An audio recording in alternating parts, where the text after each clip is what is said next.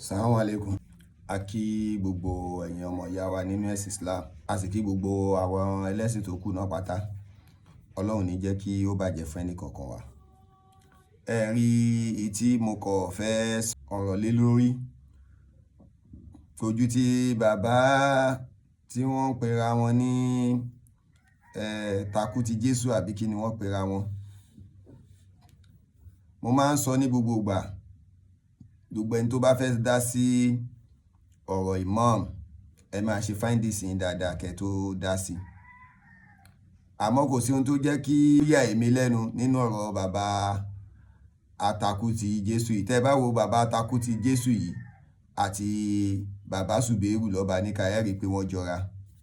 Torí nígbà tí bàbá Taku ti Jesu náà fẹ́ mú rẹ́fẹ́rẹ́nsì wá, rẹ́fẹ́rẹ́nsì bàbá Suberu lọ́ba níkà náà ni wọ́n mú jáde. Tá bá tún dálẹ̀ ká dálẹ̀ ká tó sàwọn mẹ́ta àjọ ní mọ́sálásí, àwa oníṣẹ̀ṣe àti kìrìsìtẹ́nì torí ilẹ̀ wọn ni. Léyìí tó ń túmọ̀ sí pé ẹbí ni wọ́n. Because ọ̀rọ̀ tí ó ti parí, ọ̀rọ̀ tó ti regbé lẹ́sẹ̀ wá ń jáde tẹ́ tún sọ. Ọjọ́ yẹn wípé àwa mùsùlùmí nìkan la ò ní ṣòfò, ọ̀dọ̀ rẹ̀ lòfò ti bẹ̀rẹ̀ báyìí. Ìyẹn ni mo sọ fún yín wípé bó o bá ń ṣépè ojú méjì mẹ́ta lè pín ní ìwọ tó ṣẹ̀ ẹni ó ṣẹ̀ fún ẹni fi ti gbọ́. Àwa mùsùlùmí nìkan la ní wọná bọ́rùn èèyàn sì rí ayé lẹ́ẹ̀tì mọ̀ má wọná wọn báyìí kò sí ní tó lè dá wọn dúró. Ẹ kíyèsí gbogbo ẹ̀yin ènìyàn, kí ni dé pẹ̀lú bó tá ńlá kọjá nílùú ìtìlú onísìnmi tó yẹ pé wàhálà ogun ẹ̀sìn kí ìmáàmù máa gbógun tọba kí mùsùlùmí máa gbógun tọba. Wọ́n wá ní wọ́n fẹ́ kọ́ ọjà sí ibì kan bóyá ẹgbẹ́ mọ́sálásí ọwọ́ rẹ̀ fẹ́ abẹ́gbẹ́ palace. Wọ́n wá ní tí wọ́n gbé fún torí pé ó jẹ́ àbọ̀rìṣà, wọ́n ní yóò sànà fẹ́ kọ́ síbẹ̀, wọ́n ní torí pé ó oníṣẹ̀ṣe kì í bá wọn kírun. Ẹjọ́ sáwọn ọmọ onílùú gan ò ní right, wọn à lè gbàṣẹ́ mọ́ everything nílẹ̀ Yorùbá mùsùlùmí ló gbọ́dọ̀ jẹ́ muslim ticket. Wọ́n sọ kò lọ bá wọn ṣe kinní kan, bàbá wa fún ara bàbá wa ọba Gandhi Afọlábí orúmọ gẹ̀gẹ̀ kábíyèsí. Wọ́n ní wọn sọ òkúta lu àwọn wípé àwọn ti kúrò ńbẹ̀ kí wọ́n tó máa ní wọ́n ń sọ̀kò. Meanwhile kò sẹ́nìkan tó sọ òkò ńbẹ̀ yẹn. Irọ́ lásán tó jìnnà sóòótọ́ ni. Suberu ni wọ́n fáwọn ní aṣọ ya ní Suberu tó já sí pé iwájú bàbá wa kábíyèsí ló wà nígbà tí wọ́n fi ń lọ.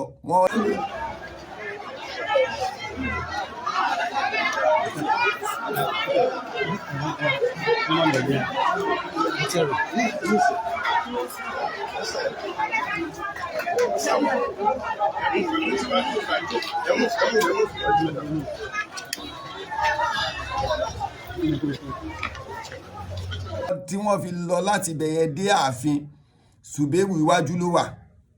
Ibo náà ti wá fa Suberu ní aṣọ ya láàfin bàbá Taku ti Jesu. Àgbàlagbà níyìn. Tán bá pèèyàn lágbàlagbà nínú ẹ̀sìn, èèyàn máa ń tún ìlú ṣe ni, kì í ṣe pé èèyàn ń fẹnu ba ìlú jẹ́. Amúkáwí ẹná wọn mùsùlùmí, àwọn ni wọ́n wàhálà wọn pọ̀ jù, àwọn ni kinní kan pọ̀ jù. Tí wọ́n bá kọ́ kinní kan secretariat, mùsùlùmí máa lọ bẹ̀ pé kán kọ́ mọ́sálásí ń bẹ̀. Ṣé chọ́ọ̀chì ò kí ń sí ní secretariat ni? Ṣé chọ́ọ̀chì ò kí ń sí ní health center ni? Báwo ni ẹ ṣe máa kọ́ chọ́ọ̀chì síbẹ̀ tẹ́ máa ní kí mọ́sálásí ó má sí ń bẹ̀? Báwo ni wọ́n ṣe máa kọ́ church sí secretariat sí wọn ní kọ́ mọ́sálásí síbẹ̀ nígbà tí kì í ṣe pé kìrìsìtẹ́nì nìkan ló fẹ́ wà ń bẹ̀? Bàbá Taku ti Jesu, ẹ yé fi àbòsí sọ ọ̀rọ̀ mọ́, ẹ̀yin gangan lẹ fẹ́ máa dá ogun ẹ̀sìn sílẹ̀. Báwọn kan bá ń sọ̀rọ̀ pé kíní kan ẹ̀sìn kíní kan, ẹ máa ṣẹ̀sìn tí ń lọ. Àtijọ́ tí wọ́n ti ń sọ, ṣé ó torí ẹ̀ ní pé kí Islam ó máa gòkè ni? Ṣé ó torí ẹ̀ ní kí kìrìsìtẹ́nì ó máa gòkè ni? So ẹ̀sìn oníkálukú ń ṣẹ̀sìn ẹ̀. Kí wá ní tẹ́ fẹ́ gbà nú pé kẹ́ máa wá wíwó rorò, ẹ tún wá wíwó rorò ọ̀hún tán, ẹ tún wá ń pe bàbá wa Imam Ogbomoso tí ó sì tó kan bàbá yìí nínú gbogbo ohun tó ń ṣẹlẹ̀ yìí. Bàbá ṣe wáàsí lórí ọ̀rọ̀ ohun tí wọ́n rí nínú Kùránì ni. So kí ni wá ní tí àwa tá a jẹ́ mùsùlùmí a gbà wípé bá ti ń ṣẹ̀sìn wa yìí àwa náà yóò wà lìjọ́ náà. Ihun tí bàbá sì ń sọ ni pé ẹni tó bá jẹ́ mùsùlùmí tí kì í kírun yóò ṣòfò, torí ń tá a rí kà nínú tírà wa nìyẹn. Àwọn mùsùlùmí sì ni bàbá ń bá sọ̀rọ̀, àbí ṣé nígbà tí bàbá fẹ́ lọ ṣe wáàsí yẹn ṣé wọ́n pe ìpàkọ́ sí ìta gbangba ni? Wọ́n pe ìpàkọ́ síta gbangba. Kì í sì ṣe pé àwọn kìrìsìtẹ́nì ni wọ́n bá sọ̀rọ̀, kì í sì ṣe pé inú ààfin ni wọ́n ti ń sọ̀rọ̀, kì í sì ṣe pé bóyá wọ́n sọ̀rọ̀ níbi kankan. Wọ́n ń sọ̀rọ̀ yìí nínú mọ́sálásí láti lè fi máa bá àwọn tí wọ́n ń kírun lásìkò wí, àwọn tí wọ́n ń lọ ìrun láre, àwọn tí wọ́n mójútó ẹ̀sìn nínú Islam. Torí títí láti wá sọ ní pé kọ́lá Rasulullah sallallahu alayhi wa sallam, ó ní inna awwala man yas'abu bihi li abdi yawmal qiyamati min hamali as-salatu fa in salahat faqad aflaha wa anjaa wa in fasadat faqad khaba wa khasira.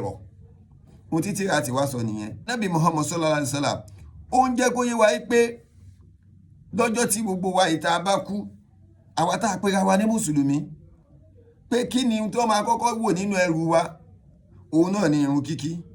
Ó wá ní fa in salahat tí irun yẹn bá da faqad aflaha wa anjaa, pàápàá ẹniyẹn ti là ó sì ti ṣoríire.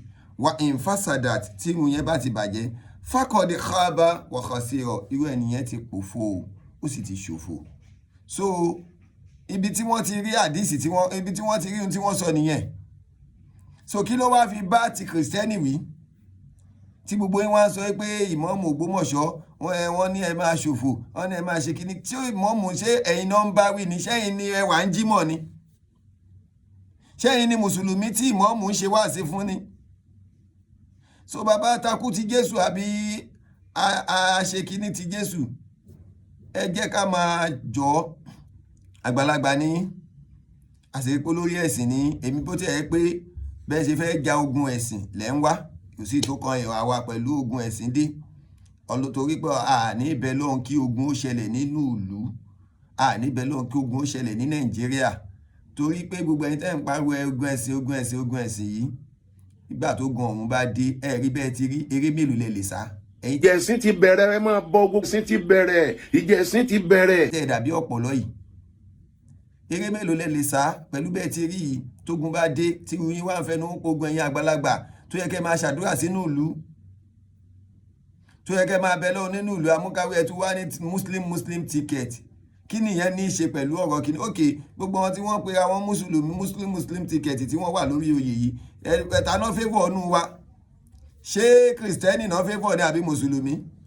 Àtijọ́ tó wọn olóṣèlú ti ń ṣòṣèlú, ta náà ń favour? Ṣé wọ́n favour ẹnì kankan wa ni? Ṣé báwọn ara wọn náà ni wọ́n ń gbádùn ẹ̀? Tó yẹ kẹ́ jẹ́ ká pa ẹnu pọ̀, ká wo bí ìlú ṣe máa da, bí Nàìjíríà ṣe máa da. Ẹ̀dẹ̀ ẹ̀ ń ṣẹnu wáyáwáyá, ẹ̀yin àgbàlagbà bẹ́ẹ̀ ti dàgbà tó yìí, ẹ wá lọ gbé ring light síwájú. Bàbá Taku ti Jésù, ẹ jọ̀ọ́ ẹ try kẹ́ ẹ mọ tó yẹ ká gbà tó kàn ní ọ̀rọ̀ àgbàlagbà. Ẹ yàtọ̀ sí Sùbẹ́rù lọ́ba níkà. Bàbá Taku ti Jésù, ẹ yàtọ̀ sí Sùbẹ́rù lọ́ba níkà. Ìmọ̀ọ́mù Ògbómọ̀ṣọ́ wọn ò ní fault. Ìmọ̀ọ́mù Ògbómọ̀ṣọ́ wọ́n ti bẹ bàbá wa kábíyèsí tí wọ́n sì tún ń bẹ̀ wọ́n. Kí wá ló dé tẹ́yìn wá dé ta ní ìsìn tẹ́ wá ń sọ ìsọkúsọ lẹ́nu ní ọ̀rọ̀ tó ti kú, ẹ̀yin sì gbégò sójú, bẹ́ẹ̀ ni ojú ń dùn, ẹ sì tún fẹ́ ba ohun tó ti tò, ẹ tún fẹ́ bà á jẹ́. Ṣé tó gun ẹ̀sìn bá dé sẹ́yìn lè dúró ni?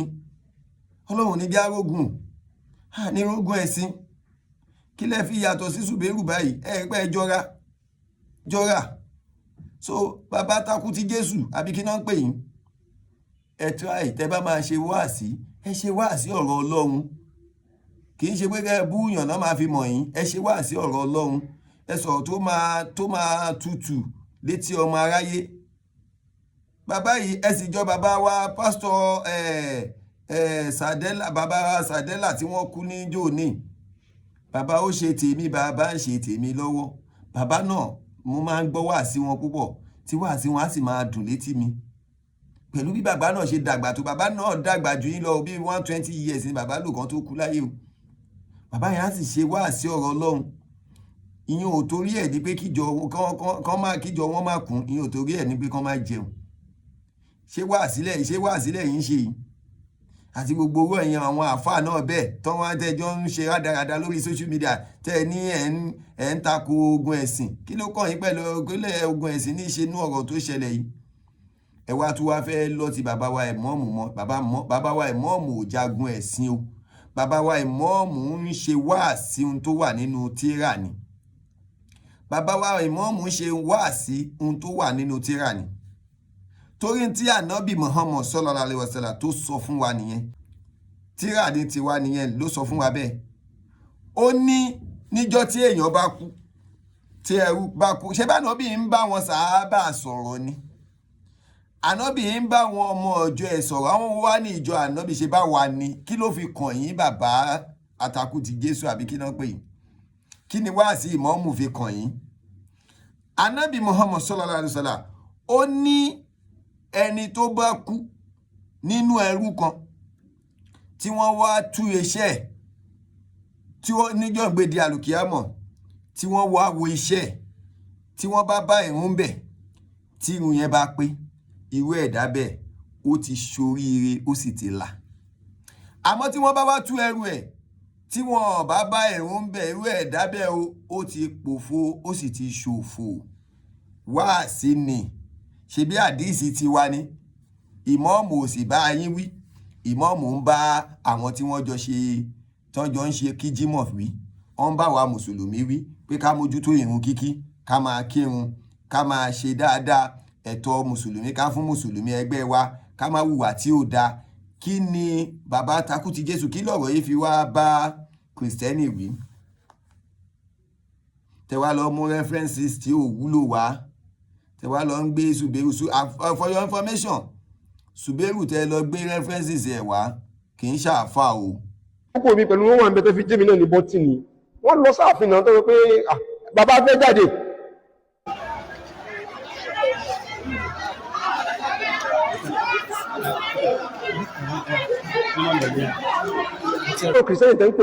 Inú mi dùn pé àáfàá lẹ́nu. Suberu ò ń ṣàfà o, oníṣẹ̀ṣe ni Suberu o. Eléyìí wo kìí ṣe oúnjẹ lásán tó bá sọ pé olóògùn ni wá á lu ẹlẹ́gbẹ̀ẹ́ ògùn. So bẹ́ẹ̀ bá fẹ́ rí àáfà Suberu kọ́lẹ̀ máa fi ṣe references o. Àbòsí ni Suberu ń fi yẹn ṣe o. Gbogbo fìlà tí Suberu ń dé àbòsí ni o. Ó ti lóníṣẹ̀ṣe ni àwọn àna wọn lẹ́gbẹ̀ẹ́ ògùn o. So bàbá Taku ti Jesu ẹjọ́ nítorí tọlọ́run, àgbàlagbà kì í ṣe láńgbáláńgbá. Ẹ máa fi gòyín ka Báíbù, ẹ fi gòyín ṣe ohun tí ò dá lórí social media. Ṣé ti gbọ́ sà? Ọlọ́run ní dójú àdúrà tí ẹ̀yin ní kọ́kọ́ o àti gbogbo àwọn bẹ́ẹ̀ tẹ́jọ́ ń ṣe wàràwàrà tẹ́lẹ̀ ń ṣe kíní ṣé peace lẹ́ ń sọ yìí. Ẹ má jà dá ogun ẹ̀sìn sílẹ̀. Ọlọ́run ní já ogun ẹ̀sìn torí gbogbo ìlú tó gun ẹ̀sìn bá ti ṣẹlẹ̀ Ọlọ́run nìkan ló lè gbà wá ń bẹ̀ o. So bàbá Taku ti Jesu ẹ sọ̀rọ̀ Ọlọ́run ní àgbàlagbà yín yìí ẹ yé fi ṣe ohun tí ò dáa, ẹ fi sọ ohun tó dáa. Ẹ mọ̀ pé bẹ́ẹ̀ ti wà yìí àgbàlagbà gbọ́dọ̀ máa ṣàdúrà ni, kì í ṣe ká tún máa wo ohun tí ò dá sínú ìlú. Ọlọ́run ní jó bàjẹ́ fún wa o, Ọlọ́run sì ní jó dàrú fún wa. Ìmọ̀ọ́mù Ogbomoso Sheikh Dr. Tọ́lẹ̀ àti Yunus ayé ò ní báyìí lórúkọ jẹ́ o, wọn ò ní báyìí níṣẹ́ jẹ́ o. Bàbá ń ṣe wáàsí ọ̀rọ̀ Ọlọ́run ni o. Bàbá wa ọba Gandhi Afọlábí Orúmọgẹ̀gẹ̀ kábíyèsí Ọlọ́run ní jó bàjẹ́. Ẹ rí pé gbà tán parọ́ pé wọ́n sọ̀kù bàbá dìdí jáde ni pé wọ́n sọ̀kù lú àwọn. Gbogbo wa náà la dẹ̀ rí fídíò pẹ̀lú ipa irọ́ mọ́. Gbogbo wa la rí fídíò. Suberu tó náà já òun láṣọ wọ́n ṣe kíní. Suberu tó jẹ́ wájú bàbá wa kábíyèsí ló wà tán fi sá eré délé. So ibo náà ti wá fa Suberu láṣọ. So Ọlọ́run á ṣàánú wa jàre. Ọlọ́run ní dójú àdúrà tiwa. Ọlọ́lá ilaha illallah. Salamu alaikum.